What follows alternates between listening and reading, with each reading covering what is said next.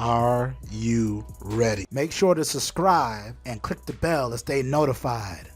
Sly Gittins here with another security tip, and today we're going to be tackling how do we secure those on-premises and cloud applications. So what does that actually mean? So let's start off on what is a cloud application. So let's think of software as a service, right? And those are applications such as Salesforce that have no deployment cost for you, for your organizations. What does that actually mean? It's not going to be held within your walls of your data center or in your office. The maintenance and updating and the upgrading is done by that particular vendor of choice that you select. Difference between on-premises, you own that item, you deploy it, you install it on your server, it lives with you, you do the upgrades, you do the security, you do the maintenance of that solution. So what are the pros and cons between either or? Cloud solutions allows for that quick scaling ability, right? It's easy to deploy because there's nothing to deploy. All you gotta do is maintenance it,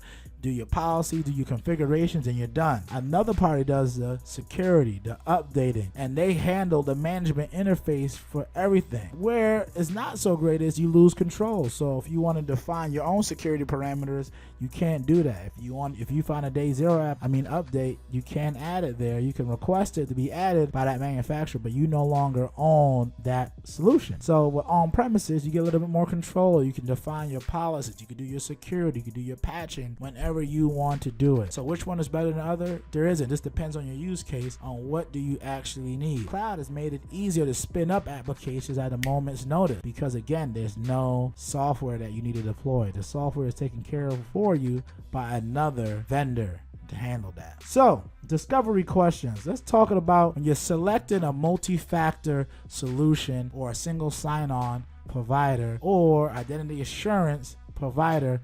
What should you look at, right? That are good place to help you start to have discussion internally, right? What application do you have in your environment? Where are they located?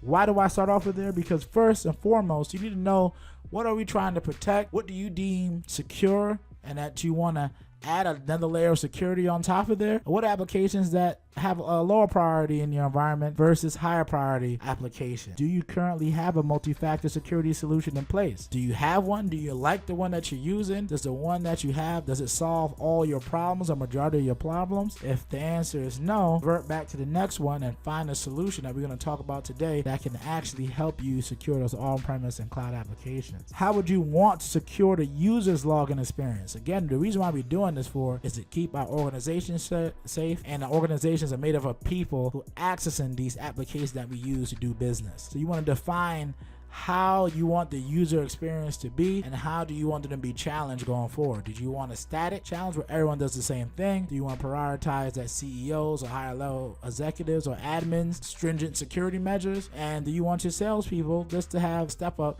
so it doesn't interfere with the speed of doing it? Do your executives, remote workers, admins, sales all need the same login experience? You can answer that question. You can define policies and see if that solution that you're doing gives you the ability to do that or not. And do you want to add additional security to each application? But not only do we have users, we have applications in our environment that need to be able to be secured. No application is the same in terms of priority level for your organization. You need to define what's important to you before we select the solution that's appropriate for you, because when you're going to look for that solution, it makes it a lot easier once you answer these questions. So first thing is, what solution solves securing on-premise and cloud applications and cloud solutions? RSA SecurID Access does that. Not only can you do on-premise, such as vendors like Cisco ASAs, Citrix NetScalers, Fortinet Solutions, SharePoint, Palo Alto, Oracle. These are all solutions that you can secure with SecurID, and they out-of-the-box integrations. Next thing, you can do cloud applications, so Salesforce, Amazon, Workday, Dropbox, Office 365, Google Apps. And if you want to see that in action, take a look at my video on securing Amazon Web Services, and take a look at my series and my playlist on securing the FortiGate, and take a look at my other video on securing Salesforce, and it goes into those integrations and how seamless and how easy it is to add that layer on security, and it doesn't compromise convenience. How do we provide convenient and secure access. So we want to be able to ask 3 questions in addition to the ones I'm asking you.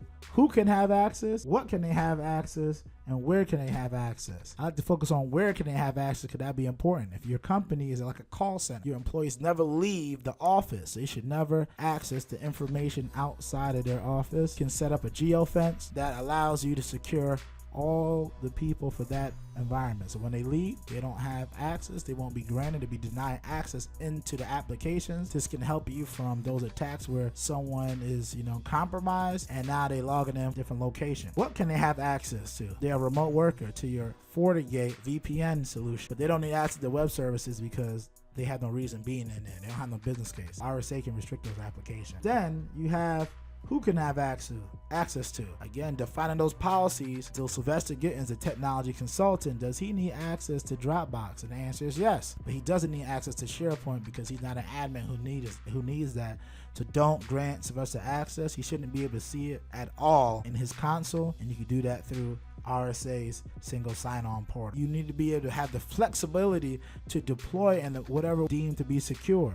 So if you want to use something like SAML integration versus proxy, a radius integration, you can do all that within the RSA SecurID Access solution. That's why I'm recommending it. So how does it build out? For traditional authentication, on-premise authentication, you want to go with the base solution because that's going to give you the ability to protect those Fortinets, those Citrix NetScalers, those Cisco ASAs, Palo Alto network solution, and all those on-premise solutions. You can do it with this pack. If you're introducing cloud in there, future-proof in it, now the enterprise allows you to do those cloud-based applications. So Salesforce, Amazon, and then those allow you to do the next generation authentication, man. I can do like eye scanning, you can do fingerprinting, you can do push authentication, phone verified, email verified, token verified, all from this solution. You have next generation authentication. What is that? That's taking it up a notch. Risk-based analytics or behavioral analytics on the back end and using that as a tokenless experience, knowing the behaviors of your employees and having the solution to be able to predict and step up only when necessary because of the information they gather from the user. So now you don't need to have those tokens because it's learning your users' behaviors and stepping up with a secure mechanism. That's all I wanted to share with you today. Thank you for your time and have a wonderful day. And I look forward to talking to you in the future. And make sure to subscribe.